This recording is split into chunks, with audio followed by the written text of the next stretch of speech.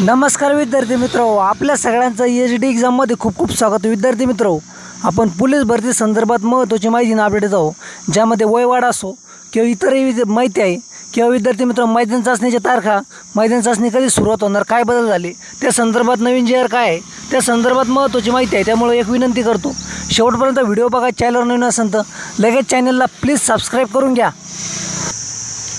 तर अशा प्रकारे विद्यार्थी मित्र, आपण यामध्ये महत्त्वाची माहिती देत आहोत, ज्यामध्ये मैदानी चाचणी वयवाढ संदर्भात महत्त्वाची माहिती आहे. राज्य सरकारने आता ही जी पोलीस भरती घेतली,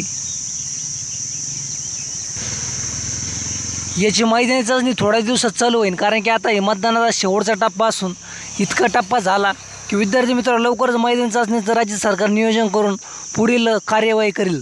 तसंच विद्यार्थी मित्र, राज्य सरकारने आता ही मैदानी चाचणी जी घ्यायची आहेत, ही आता विद्यार्थ्यांसाठी यामध्ये योग्य व्यवस्था करण्यात यावी, जेणेकरून कोणाला उष्माघाताचा वगैरे फटका बसणार नाही. कारण की रोज राज्यातून वेगवेगळ्या ठिकाणून बातमी येत आहे की उष्माघातामुळे इतक्या जणांना फटका, मृत्यू अशा प्रकारे.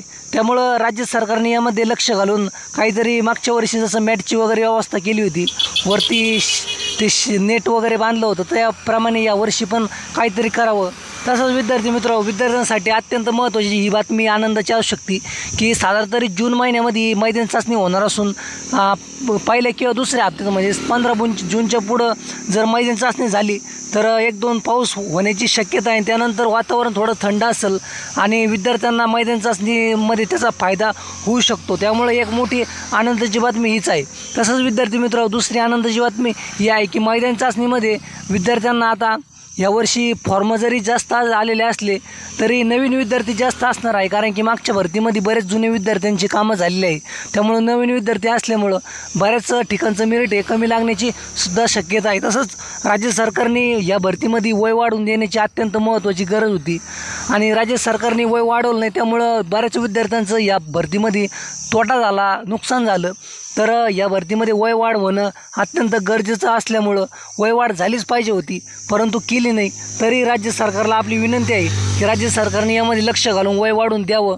कारण की बरेच गोरगरीब विद्यार्थी आहे ज्यांना वयवाढ होणं गरजेचं होतं आणि त्यांना आता ही शेवटची संधी होती, परंतु त्यांना तसंही संधी भेटली नाही. तर नवीन GR नुसार विद्यार्थी मित्र लवकरच शासनाने काढावा आणि काहीतरी विद्यार्थ्यांच्या वय संदर्भात दखल घ्यावी. तसंच विद्यार्थी मित्र, आता मैदानी चाचणीच्या तारखेसंदर्भात जी पण माहिती येईल ती आपण तुम्हाला देऊ. परंतु म्हटलं जातं आहे की साधारण तरी जून महिन्याच्या म्हणजे 4 जूनला निकाल लागणार आहे. तर विद्यार्थी मित्र, साधारण तरी 10 ते 15 जूनच्या पुढे सर्व जिल्ह्याच्या मैदानी चाचणीचं नियोजन होऊ शकतं. यामध्ये फक्त मुंबईची मैदानी चाचणी लेट होणार आहे. तर विद्यार्थी मित्र, अशाच माहितीसाठी चॅनल अपडेट राहिले.